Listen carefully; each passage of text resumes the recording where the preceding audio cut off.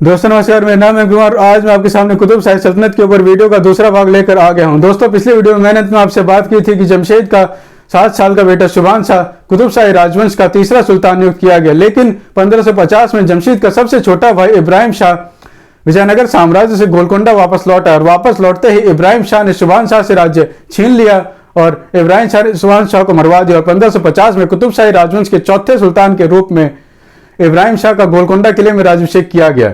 इब्राहिम शाह का जन्म 1518 में सुल्तान कुली कुतुब उल मुल्क के सबसे छोटे बेटे के रूप में गोलकोंडा किले में हुआ था।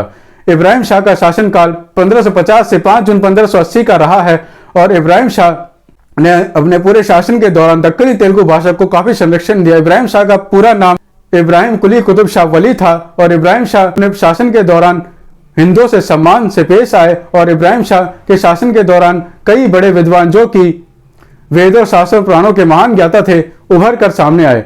इब्राहिम शाह ने अपना पहला विवाह एक हिंदू कन्या भागीरथी से किया। इब्राहिम शाह ने यह विवाह पूरे हिंदू धर्म के रीति रिवाजों किया। भागीरथी विजयनगर की थी। सुल्तान इब्राहिम शाह ने अपना दूसरा विवाह अहमदनगर सल्तनत की राजकुमारी बीबी जमील से किया। बीबी जमील सुल्तान हुसैन निजाम शाह प्रथम की बेटी थी।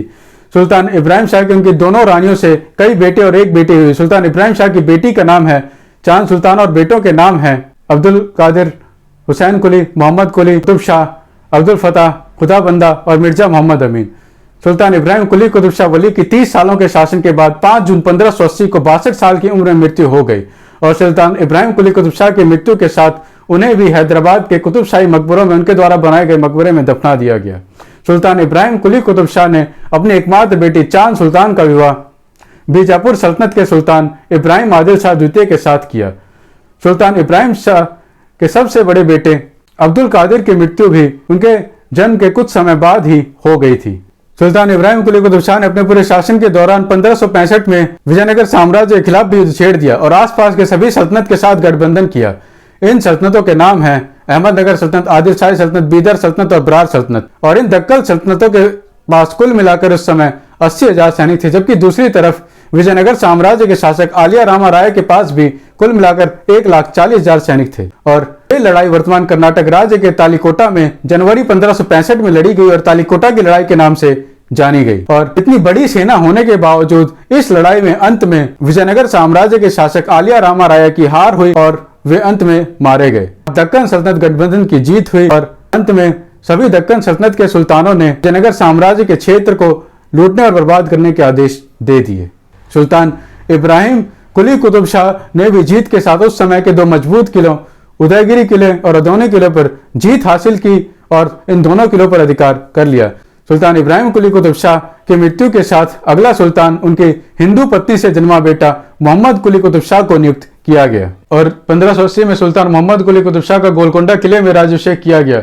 सुल्तान मोहम्मद कुली कुतुब शाह का जन्म 4 अप्रैल 1565 में गोलकोंडा किले में हुआ था और ये मात्र 15 साल की उम्र में सुल्तान बने थे। सुल्तान मोहम्मद कुली कुतुब शाह एक महान कवि थे और सुल्तान मोहम्मद कुली कुतुब शाह ने हिंदी, फारसी और तेलुगु भाषा में अपनी कविताओं की रचना की। इनकी कविताएं गजल मुसलसल से संबंधित थी और सुल्तान मोहम्मद कुली कुतुब शाह कुतुब शाही राजवंश के सबसे सफल सुल्तान माने गए। सुल्तान मोहम्मद कुली कुतुब शाह के शासन के दौरान कुतुब शाही राजवंश ने सबसे ज्यादा प्रगति की थी।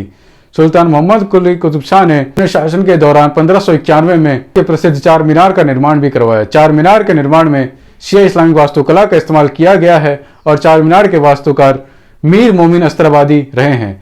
चार मीनार के निर्माण में ग्रेनाइट, चूना मोटर, पत्थर और चुंडित संगमरमर का इस्तेमाल भी किया गया है।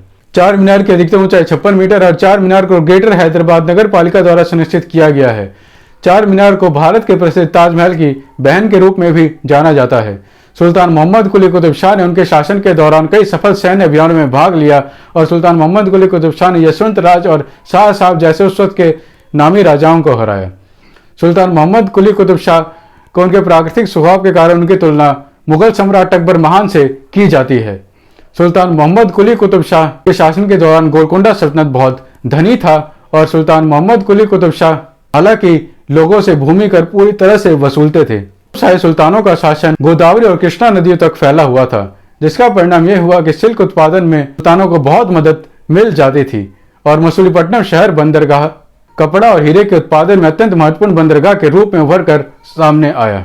सुल्तान मोहम्मद कुली कुतुब शाह ने बेगमदी से विवाह किया। ये एक हिंदू लड़की थी। ये सुल्तान की एकमात्र रानी थी। सुल्तान मोहम्मद कुली कुतुब शाह ने 1591 में हैदराबाद शहर की स्थापना की और कुंडा से अपनी कुतुब शाही सल्तनत की राजधानी हैदराबाद स्थानांतरित 1591 में कर ली गई। हाँ दोस्तों, मेरा कुतुब शाही सल्तनत के ऊपर वीडियो का दूसरा भाग यही समाप्त होता है। मेरा आज का वीडियो आपको कैसा लगा मुझे नीचे कमेंट्स में जरूर बताएं। और अगर मेरा आज का वीडियो आपको अच्छा लगा, इस वीडियो से कुछ सीखने को मिला तो प्लीज इस वीडियो को लाइक और शेयर जरूर करें और हाँ, चैनल को सब्सक्राइब करना और नोटिफिकेशन बेल दबाना भी ना भूलें, ताकि आपको आगे आने वाले वीडियो के अपडेट्स ऐसे मिलते रहें। धन्यवाद दोस्तों, अपना ख्याल रखें, अपने परिवार का ख्याल रखें और ऐसे ही देखते रहे मेरा चैनल डिवाइन हिस्ट्री। धन्यवाद।